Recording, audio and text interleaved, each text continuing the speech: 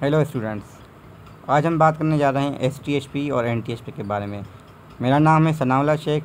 मैंने BS mathematics किया हुआ है सखर आईबीए से और करंटली मैं एमएस मैथमेटिक्स में हूँ।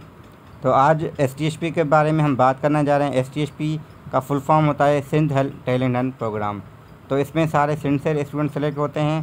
सिमिलरली एनटीएचपी में नेशनल टैलेंट हंट प्रोग्राम में 75 सीट्स होती हैं पर प्रोविंस, मगर किसी प्रोविंस से अगर स्टूडेंट थोड़े कम आते हैं तो सिंध से ज़्यादा स्टूडेंट सेलेक्ट कर लेते हैं।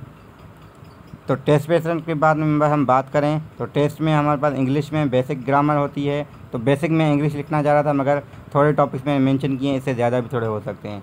सिमिलरली आपके पास मैथमेटिक्स क्लास 6 to 10 है, तो इसके पूरे कंटेंट मैंने बनाए हुए हैं, यहाँ पे मैंने इंसर्ट नहीं किए। अगर किसी को चाहिए तो वो मुझसे कांटेक्ट कर सकता है। मेरे चैनल पे मेरे वीडियोस हैं, उस पर आप देख सकते हैं मेरा कांटेक्ट नंबर, तो मैं आपको वो सेंड कर सकता हूँ।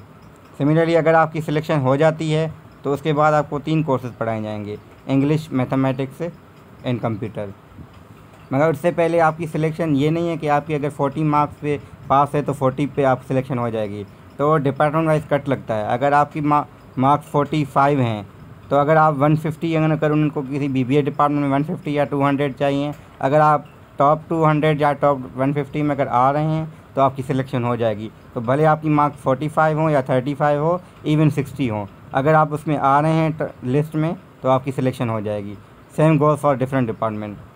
तो अगर ये कोर्सेज़ आपको पढ़ाए जाते हैं जब आप सिलेक्ट हो जाते हैं तो 3 कोर्सेज़ हैं, इंग्लिश है, मैथमेटिक्स है, कंप्यूटर है। अब इंग्लिश में आपको एक बुक पढ़ाई जाएगी, मैथमेटिक्स में भी एक बुक है न्यू एडिशनल मैथमेटिक्स के नाम से।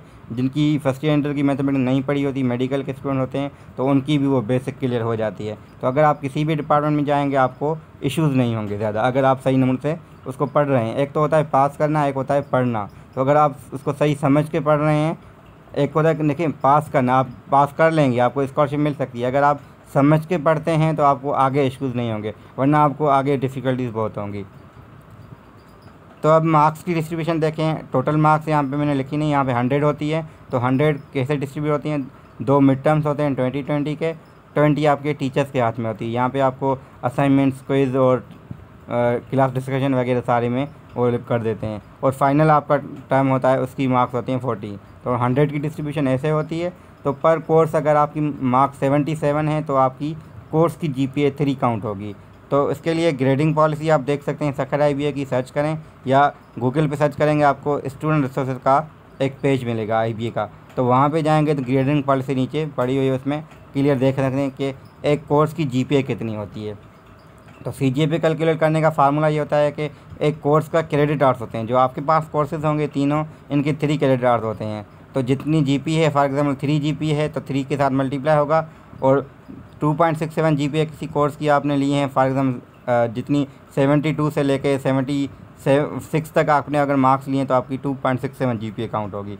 तो उसको 3 से मल्टीप्लाई करके इन सब को ऐड करके divide by total credit hour से डिवाइड करेंगे, आपको आपकी GPA कैलकुलेट हो जाएगी। मगर वो आप बाद में करेंगे, पहले आपकी मतलब ये है कि आपकी सिलेक्शन कैसे होगी, यानी आपको स्कॉलरशिप कैसे मिलेगी, हम उसको देखते हैं। तो स्कॉलरशिप के लिए आपको टोटल 4 GPA है, तो रिक्वायरमेंट आपकी 3 है। मगर ये है कि जैसे मेरी अपनी स्कॉलरशिप नहीं हुई थी तो मेरी GPA थी 2.89, मगर यह है कि मैं एलिजिबल था डायरेक्ट एडमिशन के लिए, यानी मुझे अलग से टेस्ट देनी नहीं पड़ी IBA की। तो इस वजह से अगर 2.2 से लेके 2.99 तक अगर आपकी GPA है तो आप स्टिल एलिजिबल हैं एडमिशन के लिए, मगर आपको स्कॉलरशिप नहीं मिलेगी। हाँ, लास्ट ईयर उन्होंने स्कॉलरशिप दी थी क्योंकि स्टूडेंट, बहुत सारे स्टूडेंट की GPA 3 से बिलो थी। अगर 150 स्टूडेंट को स्कॉलरशिप देनी है और 100 सिर्फ 3 में आ रहे हैं तो बाकी 3 में नहीं आ रहे हैं, तो इस वजह से उन्होंने दे दी थी। मगर आपका टारगेट ये होना चाहिए आपकी 3 GPA मिनिमम हो, तो वो लेना इतना मुश्किल नहीं है। तो वहाँ पे आपके मैथमेटिक्स रिसोर्स सेंटर भी है,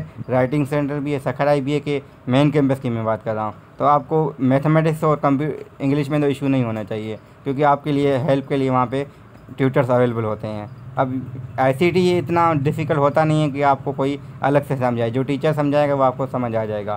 तो GPA लेना मुश्किल नहीं है, 3.5 से अबव स्टूडेंट ने ली है तो जो सही नंबर से पढ़ते हैं वो GPA ले लेते हैं, तो उनकी स्कॉलरशिप भी हो जाती है। Thank you very much.